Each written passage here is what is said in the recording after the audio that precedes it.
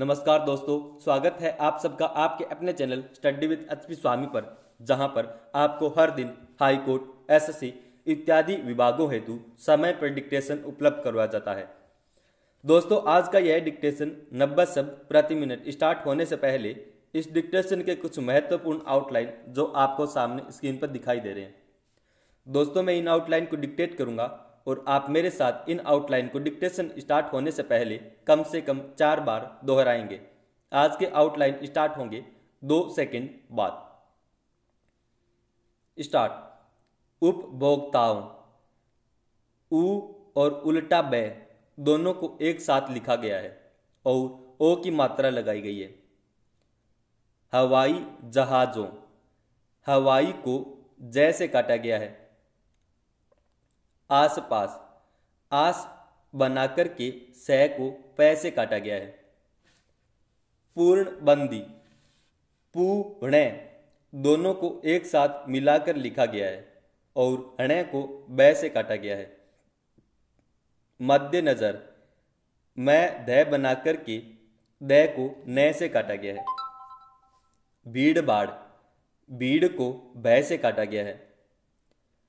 अच्छी खासी, अच्छी बनाकर के ए को ख से काटा गया है। प्राथमिकता, प्राथ बनाकर के थ को मैं से काटा गया है। बल्कि, बड़ा ब बनाकर के उसके अंदर छोटा डॉट लगाया गया है। यातायात, ये को तय से काटा गया है।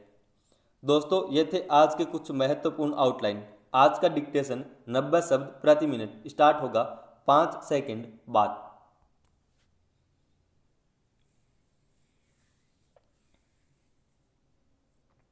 स्टार्ट। हवाई सेवाओं में निजी कंपनियों को इसलिए प्रवेश दिया गया था, लेकिन उससे प्रतिबद्धता बढ़ेगी, कीमतें कम होंगी और उसका लाभ उपभोक्ताओं को मिलेगा। ऐसा हुआ भी।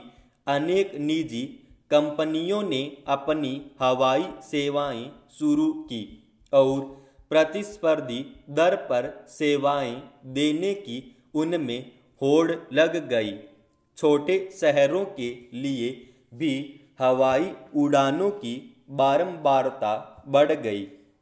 कई कंपनियां कम भीड़ भाड़ वाले मौसम में पहले टिकट खरीदने पर 100-200 रुपये में भी सफ़र कराने की योजनाएं पेश करती देखी जाने लगी।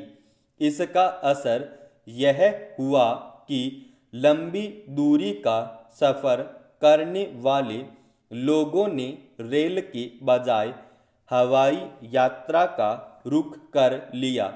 हवाई जहाज़ों में भी अच्छी खासी भीड़ भाड़ दिखाई देने लगी, क्योंकि रेलें एक तो समय अधिक लगाती हैं और उनमें भी अच्छी गाड़ियों के प्रथम श्रेणी का टिकट हवाई जहाज़ों के आसपास ही पहुंच गया है।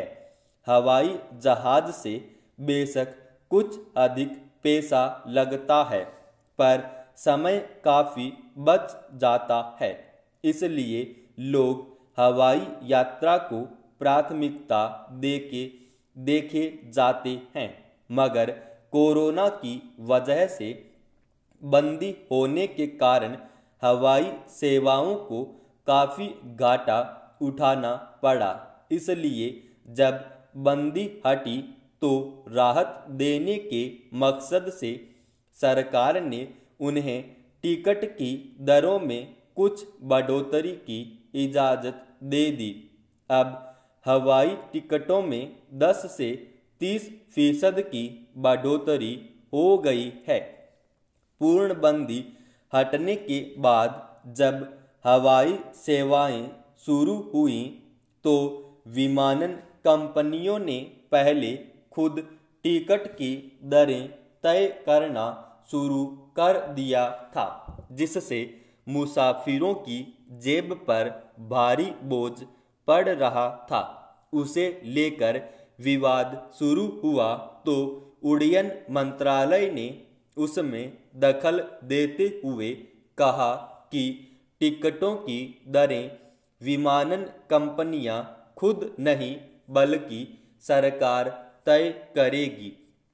इस तरह उसमें इस बात का ध्यान रखा गया कि कोरोना संक्रमण के बचाव के मद्देनज़र दूरी और सुरक्षा इंतजामों आदि को देखते हुए दरें इस तरह बढ़ाई जाएं कि मुसाफिरों की जेब पर अधिक बोझ न पड़े और विमानन कंपनियों को भी नुकसान न हो। फिलहाल पहले की तरह पूरी हवाई सेवाएं शुरू नहीं हो पाई हैं, इसलिए विमानन कंपनियों को अपेक्षित लाभ नहीं मिल पाता। ऐसे में टिकट की दरों में बढ़ोतरी स्वाभाविक थी। अच्छी बात है कि उड्डयन मंत्रालय ने इसमें दखल देते हुए दरों को तार्किक बनाए रखने का प्रयास किया। फिलहाल बढ़ी हुई दरें भी चालू वित्त वर्ष के अंत तक ही लागू रहेंगी। उम्मीद है आगे स्थितियां अनुकूल होने और आवाजाही सुगम होने पर ये दरें घटाई भी जा सकती हैं। यह सही है कि सार्वजनिक यातायात, रेल और हवाई सेवाएं महंगी होती हैं तो उसका असर उपभोक्ता वस्तुओं की कीमतों पर भी पड़ता है। यूं ईंधन की बड़ी कीमतों के अनुपात में टिकटों की कीमत बढ़ाने की मांग होती रहती है, पर सरकार उसे इसीलिए संतुलित रखने का प्रयास करती है कि महंगाई पर काबू पाया जा सके। इस वक्त महंगाई पर काबू पाना कठिन है, फिर भी हवाई सेवाओं के खर्च को देखते हुए उन पर अपनी दरें नीचे रखने का दबाव नहीं बनाया जा सकता। इसलिए सरकार ने दूरी के हिसाब से टिकट दरों की 7 श्रेणियां तय की हैं और विमानन कंपनियों को निर्देश है कि वे अपने अधिकतर टिकटों की बिक्री इन्हीं श्रेणियों के अंदर रखेंगी।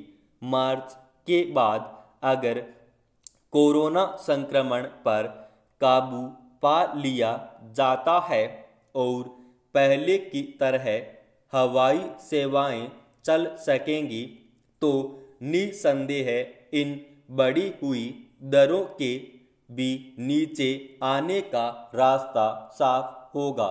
समाप्त।